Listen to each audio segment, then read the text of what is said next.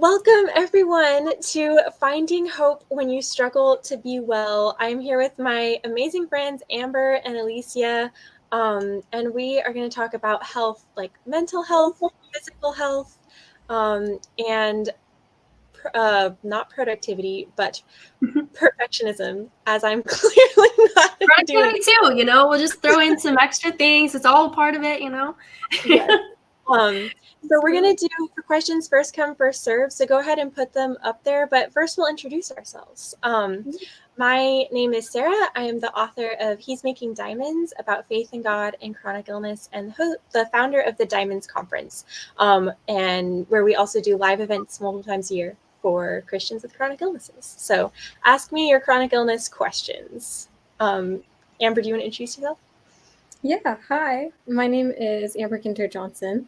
But if you find me on the internet, it's just going to say Amber Ginter. I am a teacher turned author. I'm a freelance writer, and I'm a third-year author conservatory student, which is where I know Alycia and Sarah from. I write for young adult Christians struggling with mental health. So any of your mental health questions that you have, you can feel free to pop those in the chat. I write a lot of things, I would say, that intersect with both Sarah and Alycia. So that's kind of how we got on this panel. Love it. And my name is Alycia. I am a confidence coach for young adults, for young women. And obviously, I am really into perfectionism, really into I really struggled with it growing up and everything, and into my, high school and young adult years and everything. So I'm very, very passionate about helping others build their confidence and find some stable peace without the pressure to be perfect. Big writer, and I'm a speaker, and as well as author conservatory student. So I'm so excited to be here with you guys. And shall we get this rolling with a few questions? Okay. Oh, yeah. Look at this. Ask your questions. I love it. Anything on identity. We got mental health in here. We got all those things. We got chronic illness, all the things. This is going to be so much fun. I'm just so excited to talk about expectations in particular, because it really does have control over our joy. It's like really the thief of joy is unmet expectations and being unaware of your expectations. And so when you aren't aligned, when reality and then what you're expecting isn't aligned, and you don't have the coping skills to deal with it, it makes life just that much harder. So excited to get into this. So the first question would just be very basic question. How would you define expectations, especially considering the mental health side, the chronic illness side? In your mind, when I say expectations, what comes to mind? Examples, definitions, those sorts of things.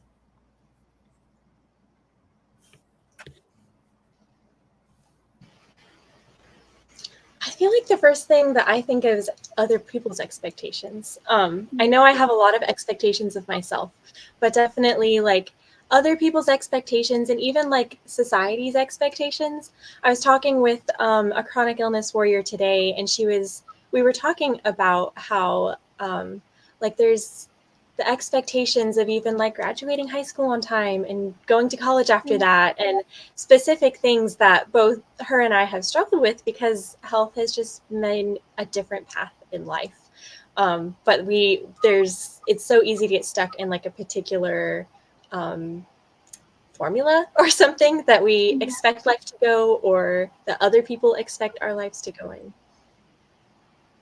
Definitely. Absolutely.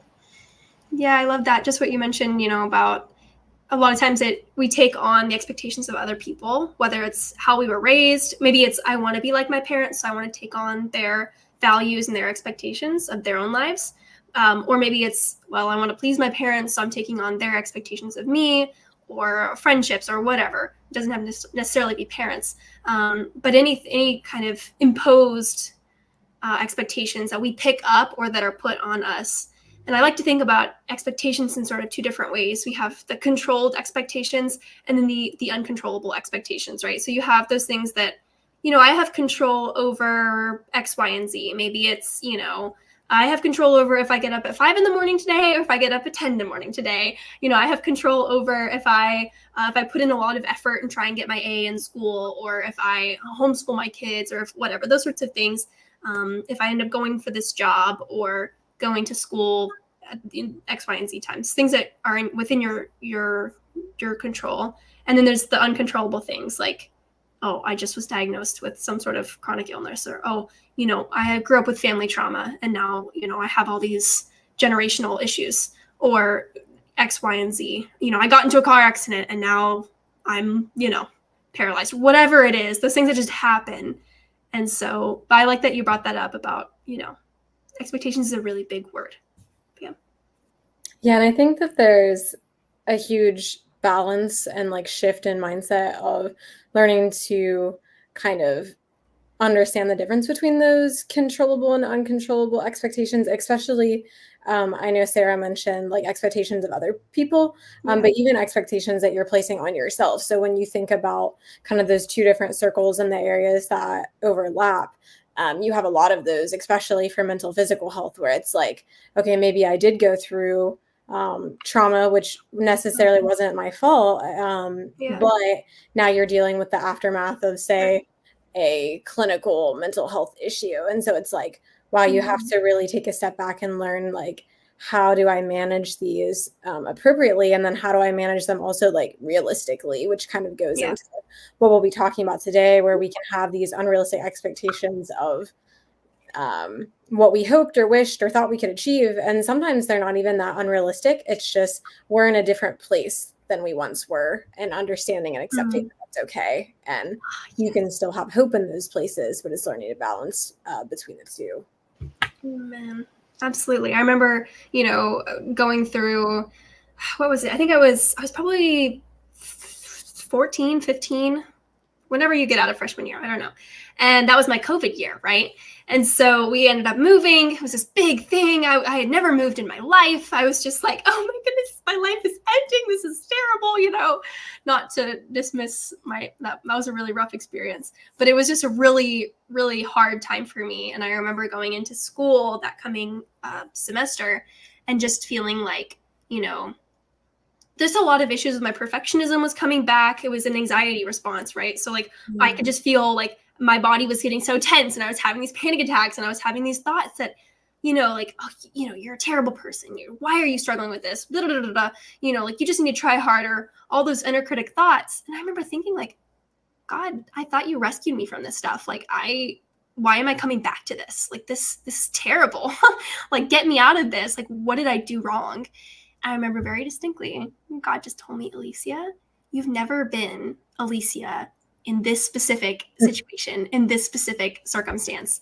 You've never dealt with your perfectionism, dealt with your anxiety, dealt with your, your family trauma that's influencing this. You've never dealt with those things in this specific context. So you can't expect yourself to get it together. Like you can't just, woohoo, let's do it.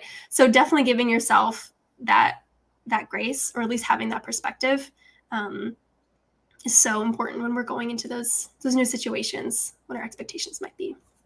And COVID is a fantastic example because it's something that impacted an entire, nation globally. Like literally, I remember I was in my second year of teaching, but I had switched from teaching at a private Christian school to a public. And I just remember kind of thinking very similarly, like, I am not equipped to deal with this situation. And I think part of the comfort in that, even though there was such heightened anxiety, part of the comfort was knowing like in that situation, like, well, so is everybody else. Everybody else is being like, what the heck is going on? But I think that's a fantastic example of those inner thoughts that we can deal with. And I think that that's one of the biggest things that Satan uses in whether, if it's mental health issues or physical health issues or perfectionism, it's like distorting those thoughts that we do have about ourselves and then causing us to believe that we really are alone, that we are the only person on this planet somehow that struggles with it. And it sounds crazy when you say it out loud, but almost everyone believes that at some point. Like, I'm the only person suffering. Why can't I just get it together? I'm not a good enough Christian. Like, those are all very relatable thoughts, I think, that unfortunately, most people suffer from. Yeah, absolutely. I feel like often the person that I'm comparing myself most with like is myself before illness or before Mhm. whatever, lots of Yeah. different things that happen in life. And like you're saying, like you've never been through this before, or Right. even if you have, like it's a different point in life that you're going through something at. And so if something is still a struggle, that's okay. Like that's normal. Yeah. And it's not fair to compare yourself now to a different circumstance of life, even if it Yeah. was you and still the same person. And also, it doesn't mean. Oh yeah, go ahead. Sorry. No, it's okay.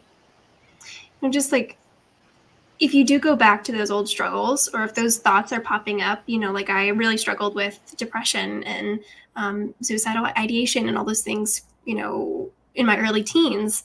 And even now, I'll have random days where it's like random thoughts will pop in my head from back then. And I'm like, oh my goodness, like, what did I do wrong that I'm going back to this? And sometimes it's just it's not that you did anything wrong. It's not literally anything is different. Sometimes living in this world is just hard. And the enemy says things because exactly what Amber said, he's trying to isolate you. He's trying to make you feel out of control and terrified. And so, yeah, I think that both of you guys are absolutely spot on. And I think I would just add one thing that my therapist told me that would probably be helpful to our audience is kind of what you were saying, Alycia, when you feel like, oh gosh, like, am I backpedaling or backtracking? Right. When am I having those thoughts, like with depression, for example? And one thing my therapist said that was really helpful is, and I've been in therapy for 5 or 6 years now, and that wasn't always the case. And so I remember him saying, Amber, like, anxiety comes in different flavors. And so the thing that, I like, love that. Yeah. the things that you struggled with in the past, they can still come back. It doesn't mean that you didn't have the victory over them. But there's still going to be like recurring like thought patterns that can happen. And I think there's a really great example in the Bible. Gosh, I can't think of it off the top of my head, but it's pretty positive. It's where David goes to battle and he like defeats all these massive things and people. And we think about like David and Goliath, but then there's a story a little bit later when he goes out and basically like his army has to like rescue him because he can't defeat this other, I think it was a Philistine, still much smaller than Goliath. And I read something where an article had talked about that, how David must have felt like, oh gosh, like my army's telling me I can't go back out there, like who am I to have gone from this person that defeated Goliath to, wow, I can't even defeat this smaller Philistine. So I think it's just a humbling reminder of what both you and Sarah said, of remembering, okay, but you haven't been in this exact situation before, and still it doesn't mean that you're not strong and you don't have wisdom and knowledge from that. It's just different. It's a new flavor. It's unique. Yeah, absolutely. Spot on. I love that. And I think we had a question somewhere about dealing with unmet expectations. Yeah, look at that. So dealing with unmet expectations. So I think there's kind of two parts to the question. One would just be a follow-up question of like, where are these expectations coming from? So let's just go, Sarah, you mentioned just the expectations of other people, that you're kind of picking up, right? That's Sarah, you said that, right? Maybe Amber. Anyway, but yeah, so in that situation, what would you do if you feel like, say somebody that you are in a relationship with is not meeting your expectations? How would you handle that situation without coming across like, you just need to follow my will, you know what I mean? That sort of thing.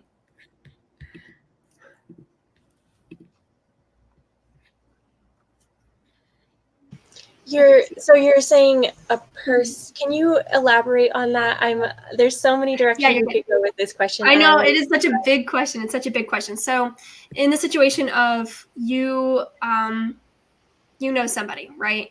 And you do life with this person, or they're somewhat close to you. And there's been an issue in the relationship where you feel like, okay, I've had these expectations of this person that seem reasonable to me and whatnot, and they aren't meeting those expectations. How would you handle that situation? Maybe for you, it's an issue with say your friend, say, I'm not exactly sure what your experience has been with this, but, when you first got really sick, did you have unmet expectations with friends or family, anything like that, that maybe you could speak into somebody else dealing with that? Yeah, I mean, life generally for sure. Chronic illness definitely is just like a lot of unmet expectations, whether that's unmet expectations from people or of yourself as well. But as far as like other people not meeting your expectations, in my life, when I first got sick, well, I don't know. I mean, when you first get diagnosed, when something first happens, people bring casseroles, people text you, people send you cards. And then a month or 2 or 9 or 10 years goes on and the casseroles aren't showing up anymore. They're completely forgotten by everyone that's involved. And I feel like with a chronic illness is something that is chronic. It's something that's ongoing and that continues. And eventually everyone else's lives go on and ours go on, but in a different direction than it's expected. So I know that myself and then a lot of people who have chronic illness that I've talked to, the relationships change. And it can be really hard. I think that how I have handled that and how I would encourage those listening to handle like the changing of relationships because of something that has happened to you is to first, well, there's two things, depending on the relationship. Regardless, I think you need to grieve, to like lament and express the sadness of that loss, because that's a significant loss, especially when you're going through something really hard and you need that extra support. And then the people that you thought would be there aren't there for whatever reason, something else going on in their life, or just difficulty in explaining your situation to them, things like that. And so like grieving that is necessary and really, really hard, but necessary. And then something else that comes to mind. So on a lighter note, so I got married recently.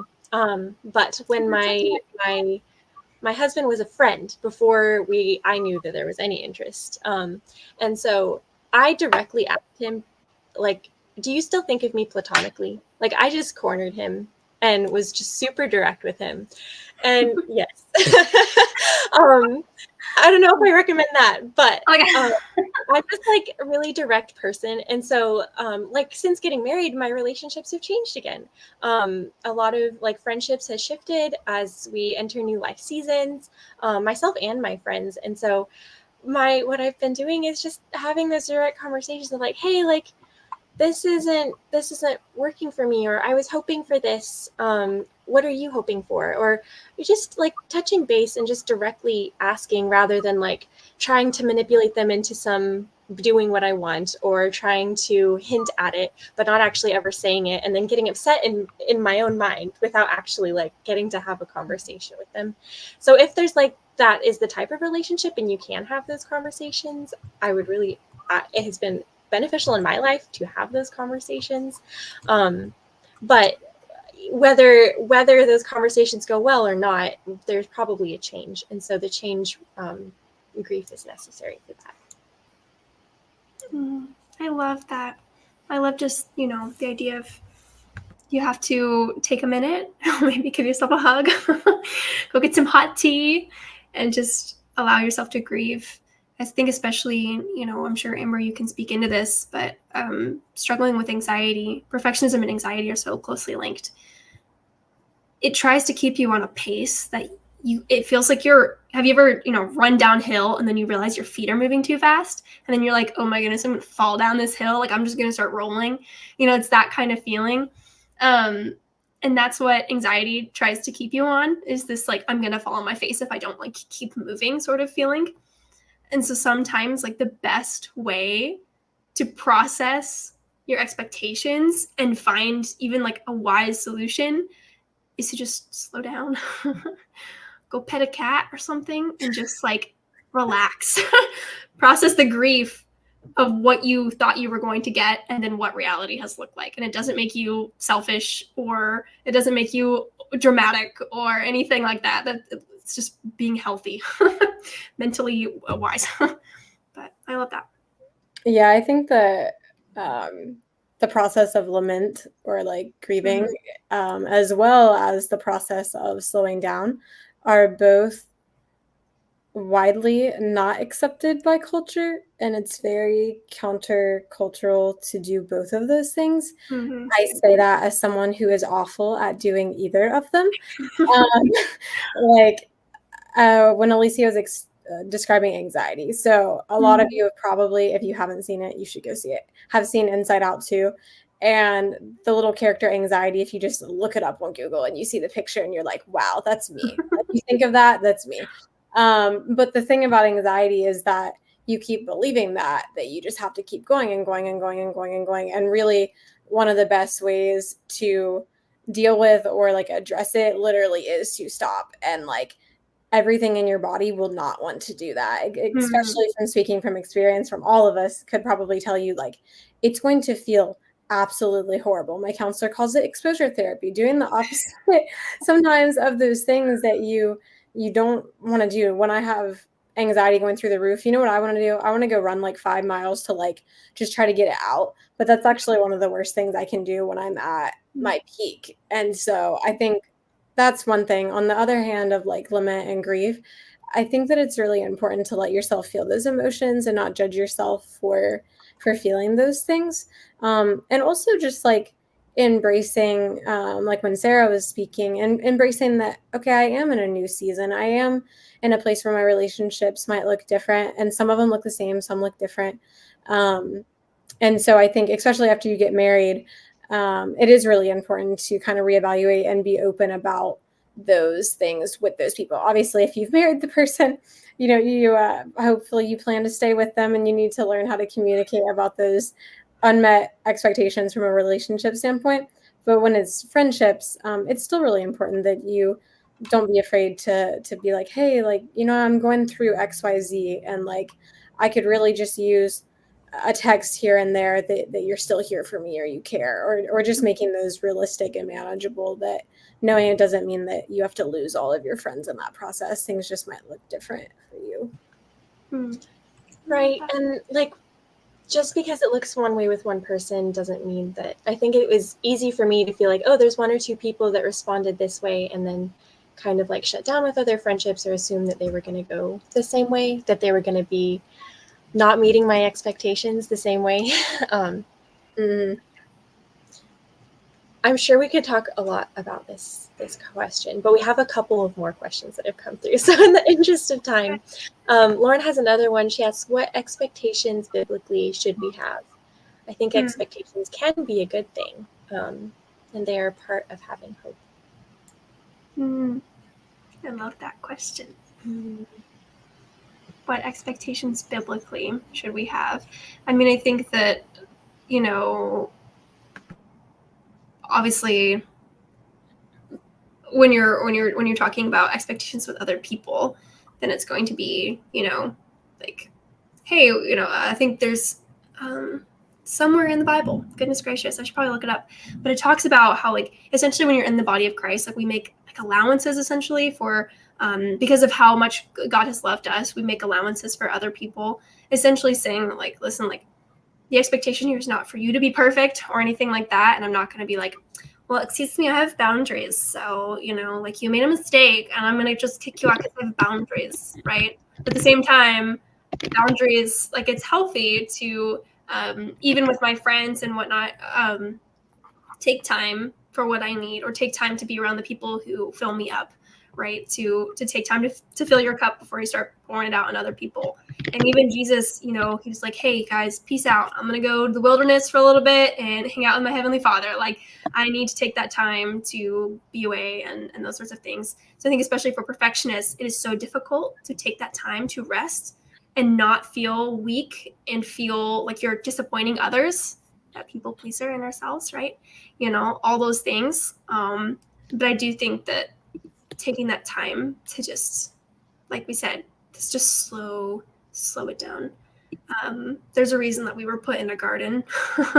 You know, if you think about gardens, you usually think about like, oh, it's so nice and relaxing. Go for a little walk, see some little flowers. It's so beautiful.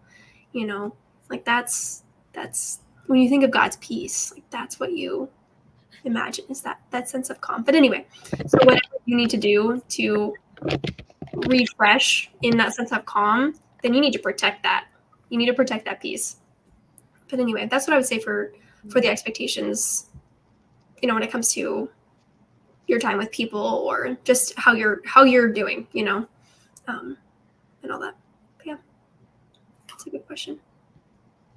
I think one thing that comes to mind for me, I just had to Google it to make sure I was quoting the right thing, is Mark 12:31, and it's other places too, but it's talking about loving your neighbor as you love yourself. There is no commandment greater than these, obviously, when we talk about like the 10 Commandments and loving God with all your heart, soul, mind, and strength. But I think one thing that comes to mind when I think about expectations biblically is this whole concept of loving God, loving others.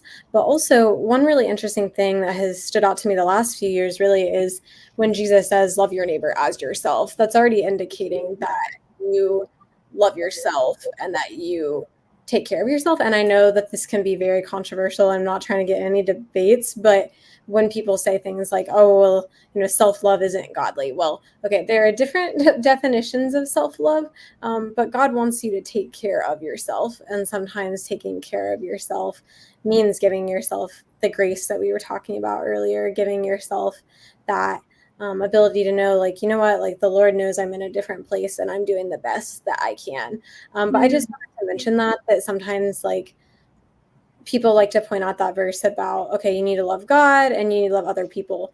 But honestly, I think there's a lot of Christians that also need to love themselves. And self-love is not always this selfish thing that I think people can think it is. And especially when you have physical, mental health, chronic health issues, perfectionism, like you need to take time to take care of yourself because you can't pour from an empty cup. And if you are not tending to those needs, you're not going to meet those biblical expectations because you're pouring from nothing. And just like Alycia was saying, when Jesus always took time to go alone and to pray and to go alone and to pray and to serve and to do things. And if he didn't do that, he wouldn't have been refilling his cup per se. So I just wanted to point that out, that expectations obviously need to have grace, but they also, as much as it's about honoring God with who we are and honoring others, we need to make sure that we're also taking care of ourselves. And I also think that they aren't mutually exclusive, you know, loving God and then loving yourself. Like they're not necessarily mutually exclusive in all fronts. Of course, if you're putting yourself above God, then that's idolatry. That's nowhere, you know, supported in the Bible at all. However, when you're putting God above everything else, you're also going to take care of your temple, right? You're going to, just what Jesus did, like I mentioned, go into the wilderness and make sure you're spending time with God, that you're loving him first, truly. And that, you know, at least spiritually, you're taking care of yourself. I was actually thinking about this just the other day, and just how, you know, I feel like in the recent months, I've gone through a lot of big changes, moving out for the first time, just those like life things, you know, and life's been picking up speed. I'm sure if we have any, you know, college students or high schoolers going into school in the next, or teachers going into school in the next, you know, couple of weeks, you know, you're in a similar season of things are speeding up. And I just felt my anxiety was kind of increasing, and I was feeling just that tenseness and just that, like, I just need to be doing everything, you know, all the time. And like, I just feel like it's too much. And God was kind of like, I remember just, you know, really feeling convicted that I needed to start like actually taking care of my physical body, because you can't run on a machine that is not taken care of, right? I'm not a car person, but if I was, I'd have some really handy car, you know, metaphor here, but got to put oil, you know, so I don't know. Anyway, so just how I'm sure there is something spiritual about moving your body and exercising and filling your body with, I mean, the Bible thought it was important. I mean, God thought it was important. Oh my gosh, I can't talk. The Bible has it in there, has, you know, laws on food and all those sorts of things for a reason, you know? So like, there's got to be some sort of spiritual aspect to it. Even thinking about the science behind moving your body and working out, making sure that you're active, like it prolongs your life. It prolongs, I mean, it literally, the endorphins, all the chemicals that go on in your brain when you're moving, just moving toxins through the body to process trauma. There's so much research going on. It's incredible. So, I mean, if we're embodied beings and God created us in this body for this earth, there's got to be something to say about taking care of our physical self. So spiritual self, of course, spend time with the Lord, spend time with people who lift you up. Make sure you're watching the your that song, be careful little eyes, what you see, and for your father, blah, blah. Those are things like just guard your heart, so that you're not pouring out constantly your energy and your whatever, but anyway, that was just a thought when you were mentioning that Amber, that I don't think it's even necessarily about loving yourself or taking care of yourself. It really is saying, God, this is worship for me to be exercising and moving my body because I'm respecting what you gave me to steward. And God, I want to spend time with you, so I'm going to make sure that I'm reading my Bible, that I'm talking to my friends about you, those things that just genuinely energize your soul. So even if you struggle with that idea that, well, I got to take care of myself today. I got to take care of myself. Like, I got self-love, and you feel like that's a little bit like goofy, then think about it like that. This is an act of worship that I am being a good steward of my body, my mind, and my relationship with my Savior. That was my thought. I think that it can be obedience is basically what you're getting at. It's we're not doing anything necessarily counterintuitive or countercultural. It's just we're doing what we were created to do. I like what Diane said. She said, self-care is not selfish. Preach it. Exactly. Preach it. I might not always, live it out, but preach it. Yeah, in the Diamonds Conference in March, Rachel Marie Kong was talking about how we are gardeners of our bodies and not mechanics, where it's not just like, which, not to negate your mechanic analogy, but like, it's tending. It's not just like fixing, but stewarding. A question that I have come back to over the last year of my life is, what are God's expectations of me? I think I can get so focused in on what my expectations are of me or what other people's expectations are of me. But what are God's expectations of me? And part of that is caring for our bodies and caring for our minds. And then there's the Bible, gives us clear directions on what he wants of us. I think I've been struggling for a long time of getting to the end of my day and feeling like, well, I didn't get everything done that I was supposed to get done or that I had set for myself to get done. And then just feeling like shame and frustration and obsessing over okay, well, how can I make it work tomorrow? And how can I catch up? And how can I, whatever. And then I would just be I would be frustrated and tired and discouraged at the end of my days. But then when I started well, hang on, did I obey God today? Have I obeyed God? And if I have obeyed God, can I be content with that? And can I be satisfied with that? And again, he outlines this in his word, which when it comes to what expectations biblically, we can expect God to do in what he has said he will do in his word. And that's an expectation that we can have that will not be unmet. Might not always be met the way we expect it to be, but we can expect him to follow through with what he has said he will do. And again, we could go on this, but we have several questions waiting. So Life with Liddy says, do you have any tips for ways to better support friends and family with mental health problems?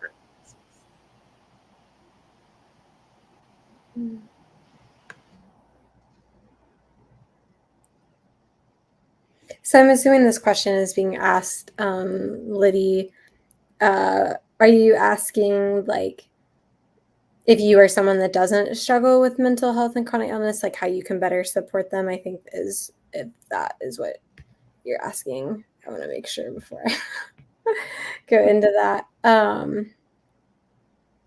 So if that is what she is asking, I think that, oh, good. Okay, I got the yes. Thank you. So I think that it's really important to have a lot of empathy for those people. I can just give you personal example. I grew up in a really traumatic and chaotic home. But I didn't, when I graduated high school, when I graduated college, that was the first time that my mental health really peaked, and I knew, like, okay, I need to go to therapy. And before that time, I actually grew up in a home with people that had chronic illness and mental illness. And so even though I grew up around it, I didn't know what it was like to suffer myself. Then when I graduated college, besides getting diagnosed with mental health issues, then I got diagnosed with like 10 plus physical health issues, just literally all at once. And I think my best tip for you, first of all, is to have a lot of empathy for them, because I will say, as someone who didn't have those struggles and then did, it is so hard to relate to those people, because you don't know what it's like till you walk through it. But you can still be a great friend by showing empathy and even offering things like, I don't know how you feel, but I care, and I'm here, and your problems and your pain doesn't scare me. I think it's also good to give them realistic hope. And so encouraging and reminding them in scripture, but also not saying things like, oh, like, I'm going to pray and you're going to be healed tomorrow, because we don't have the say in those things. And I think also something that my church preached on a while back was that, like, as Christians, we are called to have empathy for people, and we are called to support them and pray for them and encourage them and give them hope. We are not called to condemn them when they're still suffering. And I think that's a really important aspect, is knowing, like, okay, like, we're praying for them, we're supporting them. You can sometimes even just asking them, hey, like, is there anything I can do for you? Like, is there any way I can best support you? Because every person is different. Those are all great ways to better support someone with a mental health issue, a chronic illness, and sometimes just literally being present and being there for them. Because a lot of people like myself or like Sarah could relate with mental health, chronic illness, is like, I might not be able to socialize with you right now, but I just need somebody there. And I have stage 2 endometriosis. And so when I had surgery this past May to actually remove the tissue, some of my friends and even my husband, I was just like, yeah, I don't feel well, but like, can you just sit in here, like, with me, and you can do whatever, but like, I just want your presence. And so presence is very valuable. So those would just be a couple of things. I'm interested to see what Sarah and Alycia would say to this. I would just echo that. Take this metaphorically. Don't stop bringing the casseroles. Like, when it goes on and on and on, like, keep showing up and keep being there. Especially if you don't know what to do. If you don't know what to do, it can be hard. You're like, I don't want to mess up. I don't want to say the wrong thing. I don't want to do the wrong thing. But ultimately, like, we don't know what the right thing is either. So, like, just continuing to show up. Probably isn't casseroles, but whatever it is that person needs, continuing to do it. Do either of you know of any good resources for someone in this position? Yes, I actually have a great resource. So specifically with the mental health and everything, I'm not sure what is up with this generation. I feel like we are truly, truly in a pandemic for the mind. There's so much, I had one of my good friends who passed away from suicide, not even a year and a half ago, 2 years ago. Anyway, and so when that all happened, I was really looking for resources because I was so stunned. Like, I didn't even know. She didn't even say anything. She didn't mention anything to me. And sometimes even in these situations, they don't want to talk about it. A lot of times you can tell something's going on, or maybe you have a hint, or you've heard it through the grapevine, but you're not going to just go over and be like, hey, so what's going on? Which, I mean, I would challenge you on that. I would just say, just ask. But anyway, all that to say, there's a ministry called 1024 Ministries, literally just 1024 Ministries. And they do a lot of really great stuff, especially if you're a young adult in the age group of 10 to 24. They have a lot of great resources for how to help your hurting friends and how to get through that grief. And really great opportunity if you're looking for something to get involved with that's online. That they're really doing a lot of good work. So that would be my recommendation for the resource. Yeah, I love that. I think the resources I would recommend, I'm pretty picky because I try to not recommend anyone that I've actually looked at the stuff. But some people that you could like look at their resources through Instagram and get the little links that they have through Linktree. I would recommend Jess Canali, and I would also recommend Hannah Brencher, and then the other one is Jessica Hoddle. And all of them have books and online resources and very like practical hands-on, almost like cognitive behavioral therapy like tools that you can use to support those. So it's not just like you don't feel like you're reading a bunch of fluff. It's like actual practical things that you can do in your day-to-day to help support them. Okay, so I'm sure we'll plug this later, but Amber, you literally have like a list of resources. Do you wanna shout that out right now? Yeah, I do, but I was trying to be like, not right now. Yes, it's okay. She's too humble. She's too humble. Yes, I do. If you want to take a nice, beautiful little screenshot, I don't know, use your camera and click on the little QR code. I have created my top faith and mental health resources, which is basically where I spent, so I'm 28, so I spent most of my earlier young adult years suffering. And so when I realized that I wasn't finding resources, I looked for them and created my own. So this little document, if you sign up for it, you're signing up for my email list, but it's also going to give you this in exchange. And it's a really great tool for influencers, for podcasts, for people that, from my perspective as a Christian, that I feel that you can trust for mental health resources. So it's a document that will take you through all of that. And I try to keep it updated. So if any of the links within the link don't work, you can always reach out to me. But it has some of my favorites that I would recommend. And I have read their books and read their resources and listened to the podcast before I ever recommend it. So it's not just Joe over there off the block on the resource list. So I love it. And I'll even say, going back to the question of,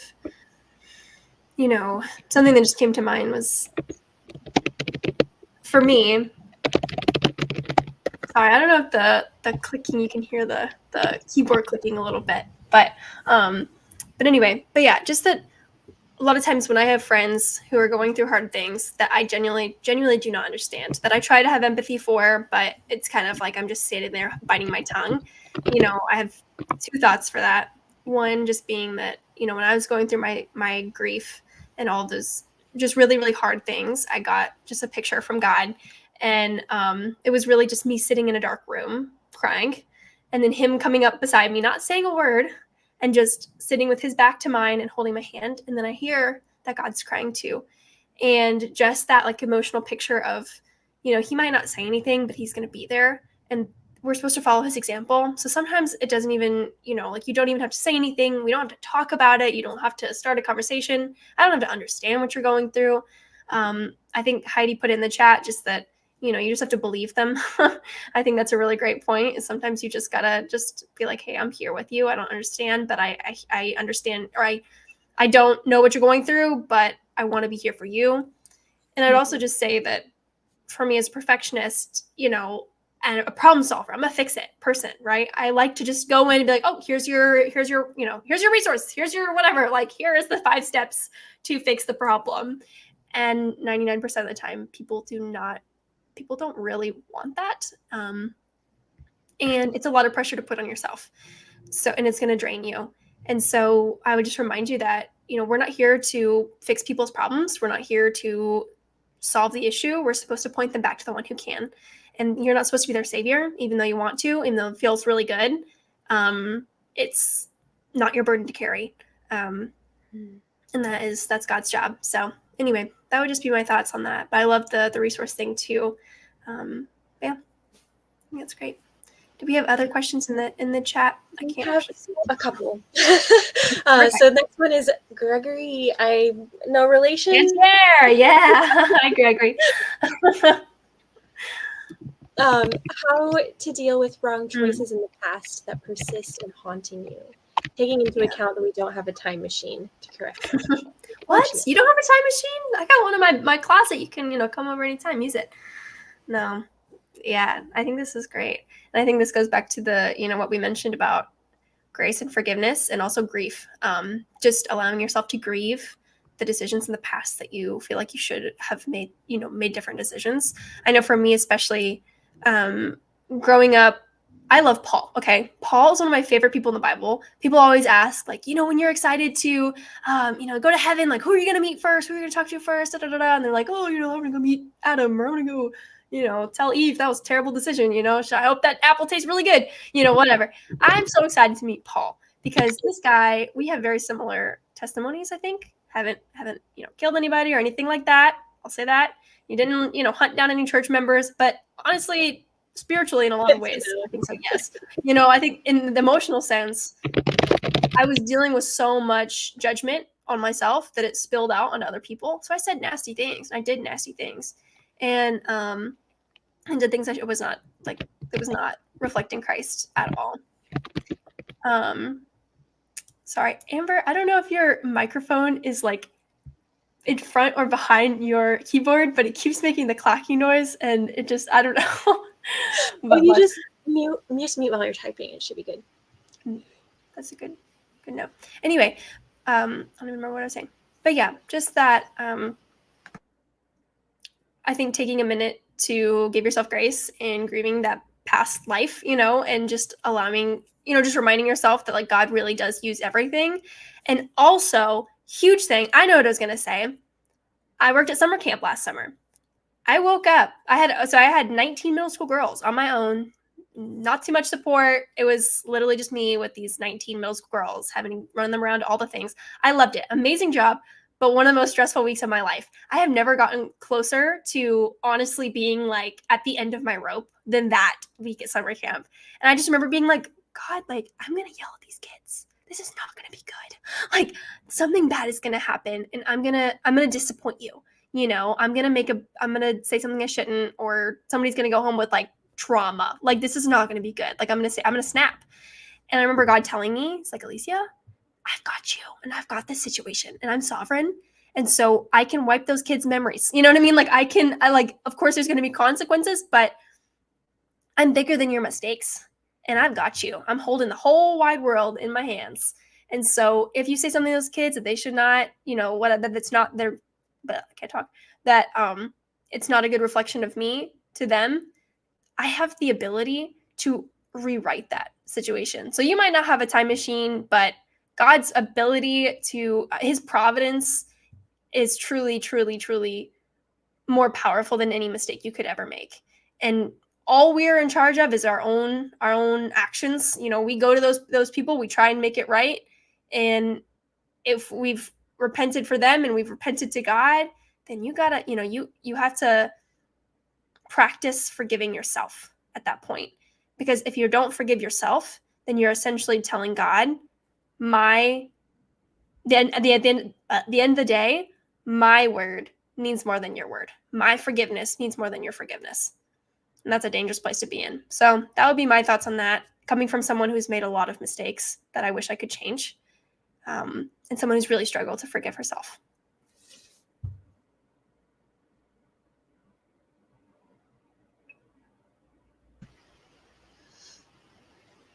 I don't know that I have anything to add to that. Yeah. That's my mini rant today, guys. My soapbox. I love it. Unless Amber has something to add, we can go to the next question. Olivia says, so this might need to be our last question. We'll see how quickly we get through it. And then we have free stuff for you guys. But Olivia says, I know that I am good enough through Christ, but I still feel that way so much anyways. What can I do to actually set that truth into reality and through what I do?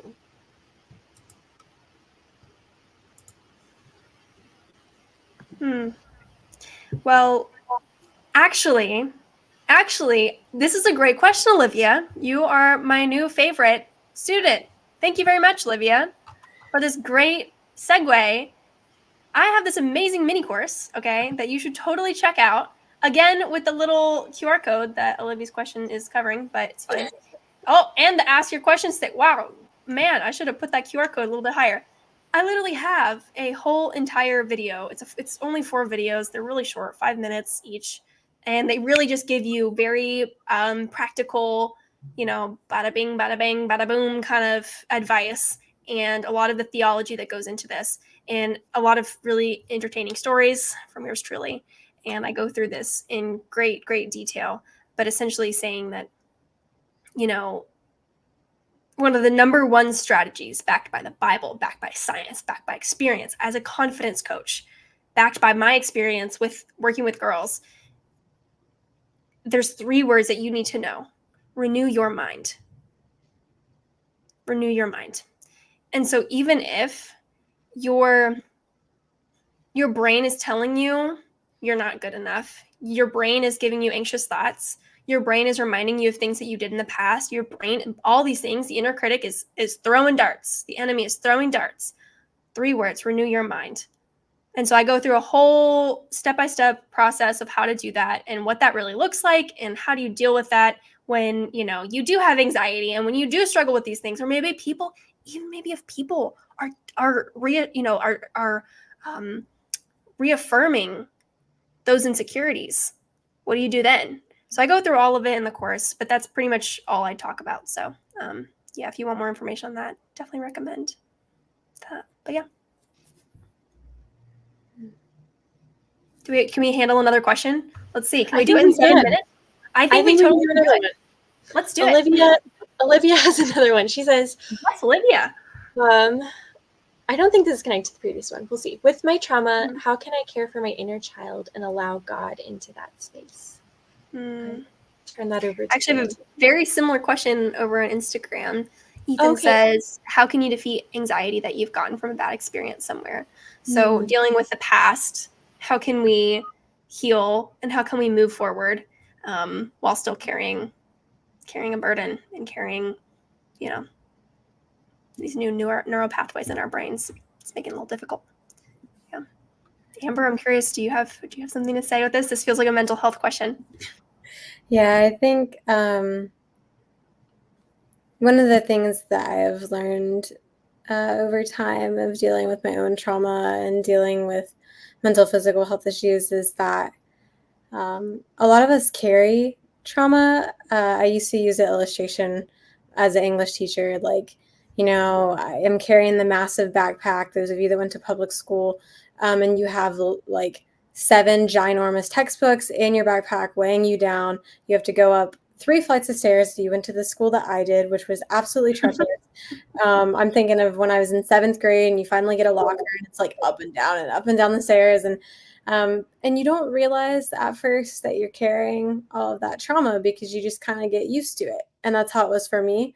And so I didn't realize that I needed to unpack it. And I think that is an extremely difficult and painful and grief-worthy process, but that's one of the best ways that you can care for that inner child and allow God into that space is telling God about it. That could be in journaling, it could be in a conversation of prayer, but also knowing like you cannot keep that trauma built up inside of you. I think one of the greatest analogies is like you have a stove on the pot, or you have a pot on the stove and it's boiling. And if you just keep letting it boil and boil and boil and boil and you're not watching it, eventually it's going to overflow. And that's not going to be a pretty sight. And so one of the greatest ways we can care for that is to learn to process that, learn that you don't need to be ashamed of that stuff. You need to talk through it. That's where both Alycia and I have mentioned like CBT, cognitive behavioral therapy, which you can do with a therapist. And if you're someone where you're like, oh, I don't want to go to therapy or I can't afford that or any of those things, even just simply taking some time to journal your thoughts out on paper, or telling a trusted friend or family member, those are all great ways to care for the trauma that you have gone through, but making sure that you shouldn't be ashamed for it and don't feel like, well, nobody else has gone through this, because there's big T trauma and there's little T trauma, but trauma is still trauma. So even if you think, well, my trauma isn't as bad because somebody always has it worse. That's always what I grew up thinking was, well, somebody had it worse, like, and it's like, okay, well, on one hand, it is good to think positively and like Alycia was saying, like renewing your mind and thinking those thoughts. But there's also the realism side of it, of, you know what, like, yeah, I went through crap too. And like, I need to process it. I need to work through those things. So I think that's one main thing that I would say about trauma is God wants to be in that space. And like Alycia said earlier, that he's there crying with you. When Lazarus died, and he, the sisters think like, oh my gosh, like if you would have just been here. And it's like, God still wept with them, even though he knew he was going to bring him back to life. And so I think the same thing for your trauma, like God is with you in those moments. He's still there. Sometimes he's wrapping his arms around you. Sometimes he's crying with you, but he cares about that trauma. Don't let anybody make you think that he doesn't care about it, because he does.